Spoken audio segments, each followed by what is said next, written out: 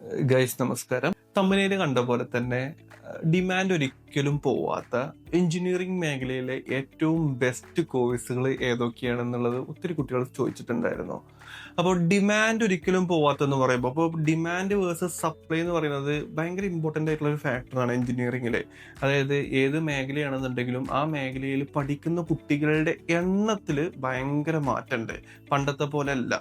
ഇപ്പോൾ for example computer science പറയുകയാണെന്നുണ്ടെങ്കിൽ പല ഇൻസ്റ്റിറ്റ്യൂഷൻസ് അല്ലെങ്കിൽ പല കോളേജസിലും ബിടെക് കമ്പ്യൂട്ടർ സയൻസ് റിലേറ്റഡ് കോഴ്സുകൾക്കുള്ള സീറ്റ് അവൈലബിലിറ്റി എന്ന് പറയുന്നത് ഒരു കോളേജിൽ 4000, 5000 അല്ലെങ്കിൽ 8000, 10,000 ഒക്കെയാണ് കമ്പ്യൂട്ടർ സയൻസ് റിലേറ്റഡ് ആയിട്ടുള്ള കോഴ്സ് ഒരു കോളേജിൽ മാത്രം പഠിപ്പിക്കുന്നത്. ഇന്ത്യയിൽ ഡിമാൻഡ് കൂടുതലാണ്. അതുകൊണ്ട് പല ഇൻസ്റ്റിറ്റ്യൂട്ടുകളും അവർക്ക് ഫീസ് കളക്ട് ചെയ്യാൻ വേണ്ടിയിട്ടും ഒരുപാട് റവന്യൂ കിട്ടാൻ വേണ്ടിയിട്ടും കുട്ടികളെ കൂടുതൽ പല കാരണങ്ങൾ കൊണ്ടും കുട്ടികളെ കൂടുതൽ പഠിപ്പിക്കുന്നുണ്ട്. എഞ്ചിനീയറിംഗ് മേഖലയിലെ എവർഗ്രീൻ കോഴ്സുകൾ എന്ന് പറയുന്നത് അവരുടെ ഫണ്ടമെന്റൽ ആയിട്ടുള്ള കോഴ്സുകൾ തന്നെയാണ്. അതായത് പണ്ട് മുതലേ ഉള്ള ഒന്ന് കമ്പ്യൂട്ടർ സയൻസ് എഞ്ചിനീയറിംഗ്. ഇനിയിപ്പോൾ എത്ര ആർട്ടിഫിഷ്യൽ ഇന്റലിജൻസ് വന്നാലും, എത്ര റോബോട്ടിക്സ് വന്നാലും, എത്ര മെഷീൻ ലേണിംഗ് വന്നാലും, ഏത് മേഖല കമ്പ്യൂട്ടർ റിലേറ്റഡ് ആയിട്ടുള്ള എത്ര വലിയ ടെക്നോളജി വന്നാലും അതിന്റെ ബേസിക് സ്ട്രീം എന്ന് പറയുന്നത് CSE ആണ്, കമ്പ്യൂട്ടർ സയൻസ് എഞ്ചിനീയറിംഗ് ആണ്. അപ്പോൾ അതിന് എവർഗ്രീൻ കോഴ്സാണ്, നല്ല കോഴ്സാണ്. ഈ കമ്പ്യൂട്ടർ സയൻസ് എഞ്ചിനീയറിംഗിന്റെ തന്നെ മറ്റുള്ള വകഭേദങ്ങളാണ് ഈ AI, data science, machine learning ഒക്കെ പറയുന്നത്. അപ്പോൾ ഇതാണ് ഒന്നാമത്തത്.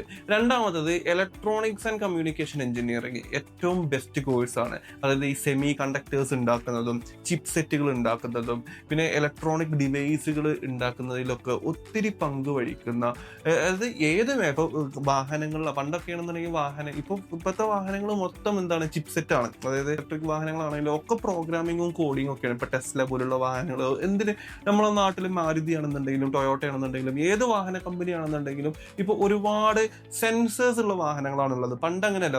പണ്ട് വാഹനം കംപ്ലൈന്റ് ആവുന്നത് കുറവായിരുന്നു. ഇപ്പോൾ ഒരുപാട് സെൻസറുകളും ഒരുപാട് ടെക്നോളജിയും വാഹനങ്ങളിൽ വന്നു.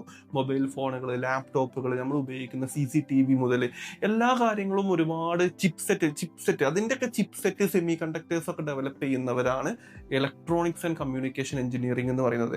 അത് ടെലി കമ്മ്യൂണിക്കേഷനിലും വളരെയധികം പങ്കുവഹിക്കുന്ന എഞ്ചിനീയേഴ്സാണ് ഇവർ. ഇതൊരു ബേസ് ആയിട്ടുള്ള എഞ്ചിനീയറിംഗ് സ്ട്രീമാണ്. മൂന്നാമത് വരുന്ന ഏറ്റവും ബെസ്റ്റ് എഞ്ചിനീയറിംഗ് സ്ട്രീം എന്ന് പറയുന്നത് മെക്കാനിക്കലാണ്.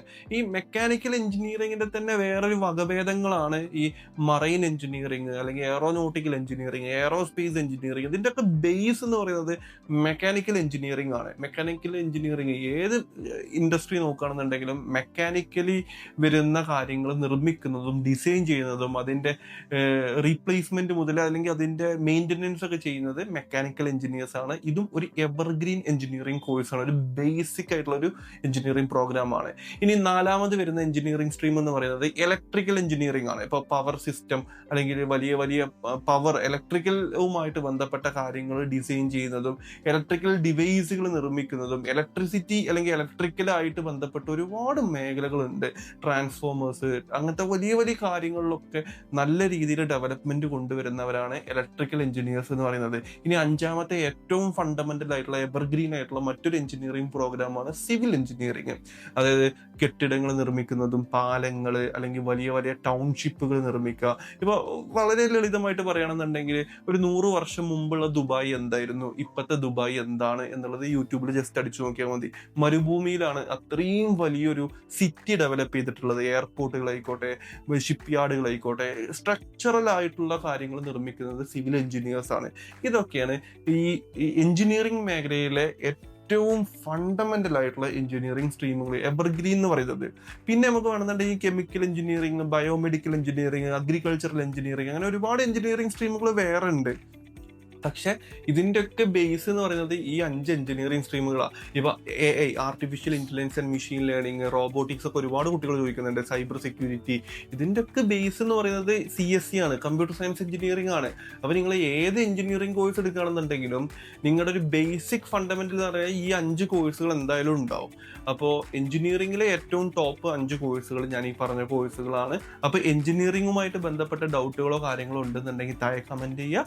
അതുപോലെ തന്നെ താഴെ താഴെ നമ്മുടെ വെബ്സൈറ്റ് കൊടുത്തിട്ടുണ്ട്. നിങ്ങൾക്ക് എന്തെങ്കിലും പേഴ്സണൽ എൻക്വയറീസോ കാര്യങ്ങളൊക്കെ ഉണ്ടെന്നുണ്ടെങ്കിൽ വെബ്സൈറ്റ് ത്രൂ നിങ്ങൾക്ക് എൻക്വയറി ഇടാം. നമ്മുടെ ഓഫീസിൽ നിന്ന് വിദഗ്ധ കരിയർ കൗൺസിലേഴ്സ് നിങ്ങളെ കോൺടാക്ട് ചെയ്തിട്ട് നിങ്ങളുടെ ഡൗട്ടുകളും കാര്യങ്ങളും ക്ലിയർ ചെയ്ത് തരും.